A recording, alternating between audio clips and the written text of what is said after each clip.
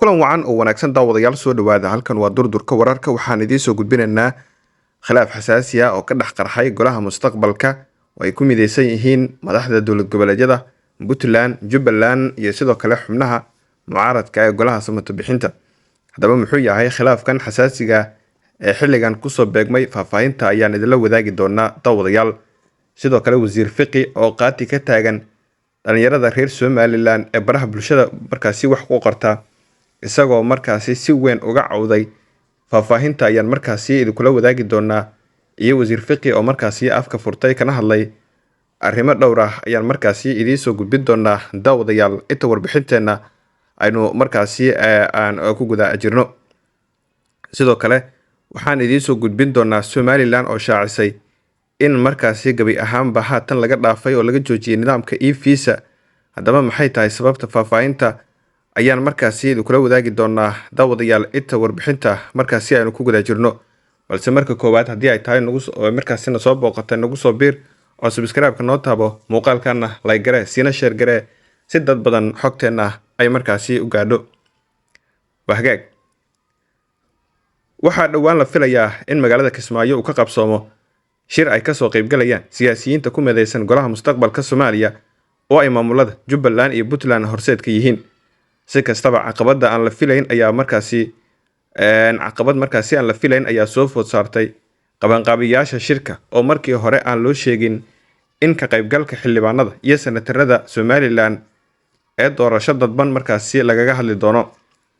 Madaxweynaha Jubbaland oo ku dooday in markaasi in dhammaan xildhibaanada iyo senatarada uu maamulkiisu soo xulay ay markaasi daacad u yihiin siyaasadiisa ku aadan dowladda federaalka ayaa taageeray mowqif madaxweynaha Puntland soo qaatay 2023 markii uu joojiyay wada shaqeynta uu markaasi la leeyahay hay'adaha federaalka.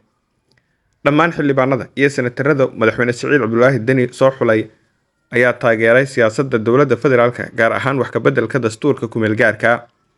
Jubbaland waxa ay ku doodeysaa in xildhibaanada iyo senatarada Somaliland noqdaan xubno sharafeed inta Somaliland markaasi sheeganayso inay dal gaar ah markaasi tahay kana soo jeedo qarannimada Soomaaliya.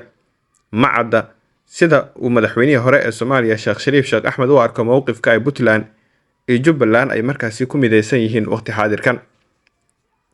Xubno ka tirsan golaha mustaqbalka ayaa dhowaan ku biiray xisbi markaasi lagaga dhawaaqay Turkiga waxaana xubnahaasi ka mid ah Cabdi Faarax Shirdoon Saacid ra-iisul wasaarihii hore ee Soomaaliya. Xisbigan ayaa sidoo kale waxaa ku jira Fahad Yaasiin. Golaha ayaa bayaan markaasi dhowr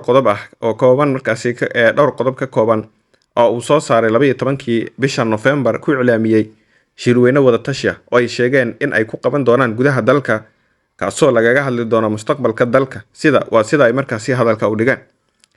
Sidoo kale golaha ayaa markaasi war-saxaafadeedka ku sheegay in uu si cad uga soo horjeedo in muddo kororsi loo sameeyo madaxweyne Xasan Sheekh Maxamuud iyaga oo digniin culus markaasi ka soo saaray. Waxaa kale oo ay diideen wax ka beddel markaasi lagu sameeyay dastuurka iyo qabashada doorasho aan heshiis lagu ahayn oo ka dhacda dalka. Tallaabadan ayaa ku soo aadayso iyadoo weli markaasi ismariwa uu ka taagan yahay hannaanka doorashooyinka dalka gaar ahaan in markaasi la aado qof iyo cod si ay shacabka u soo doortaan hoggaankooda. Khilaafaadkan soo noqonaya ee markaasi u dhaxeeya xubnaha markaasi ku mideysan golaha mustaqbalka ayaa markaasi la filayaa in haddii aan hadda markaasi wax laga bedelin oo laga hortagin in uu saameyn ku yeelan karo shirweynaha golaha ay markaasi iclaamiyeen ee la filayo in ay dhowaan ku qabtaan magaalada Kismaayo ee caasimadda ku meel gaarka ee Jubbaland. Golaha ayaa kulankan markaasi ku doonayo in ay markaasi dhammaantood ku cadeeyaan mowqifkooda siyaasadeed isla markaana waxay ku sheegeen in shirweynahan uu yahay mid la doonayo in dalka lagu samato bixiyo maadaama xaalad cakiran waddanka haatan ay ka taagan tahay oo siyaasadeed. Sidoo kalena kulankan waxa uu qorshihiisu yahay in laga hortago damac kasta oo Xasan Sheekh Maxamuud ka dhex guuxaya oo ku aadan muddo kororsi waxayna markaasi sheegeen in marnaba aan la aqbali doonin in Xasan Sheekh Maxamuud uu ku kaco wax walba oo keenaya in doorashada dalka markaasi ay dib u dhacdo. Waxaana shirkan fila Soomaaliya ay isku dayday in ay markaasi ka hortagto nooc walba ay uga hortagi kartana ay adeegsato, balse uma suurtagelin. Waxaana muuqato in haatan qabanqaabadiisa ay socoto magaalada Kismaayona 25 bishan uu ka furmi doono shirweynaha. Waa hagaag, weli waxaan ku guda jirnaa warbixinteena. Haddaad nala joogto waxaan kaa codsanaynaa muuqaalkan inaad like garayso, sidoo kalena aad sii share garayso aragtidaadana qaybta commentiga aad markaasi nagula wadaagto. waa hagaag dhinaca kale wasiirka wasaaradda gaashaandhigga ee Soomaaliya Axmed Macalin Fiqi ayaa si weyn uga cawday in dhalinyarada reer Somaliland ee baraha bulshada ay markaasi ka maadsadaan qoraalkiisa ku wajahnaa adeega e-visa, isagoo sheegay in ay u bixiyeen magaca Xuub Caro. Waxa uu sheegay in uu yahay ruux la dhibay oo xaq u leh in uu mar walba hadlo, isagoo intaa raaciyay in uu markaasi u doodo midnimada Soomaaliya. Wasiir Fiqi ayaa hadalkiisa markaasi u muuqday mid uu markaasi qaati kaga taagan yahay dhalinyarada reer Somaliland ee baraha bulshada markaasi wax ku qorta. Waxaana markaasi uu si cad u sheegay in arrintaasi ay markaasi dhibaato ku noqotay, wuxuuna sheegay in uu xaq u leeyahay in mar walba aragtidiisa uu markaa ka hadlo. Wuxuuna sheegay in uu ka shaqayn doono ama uu ka shaqeeyaba midnimada Soomaaliya. Wasiir Fiqi ayaa hadal kale oo muran dhaliyay markaasi jeediyay xilliga uu markaasi ka cabanayay dhalinyarada reer Somaliland.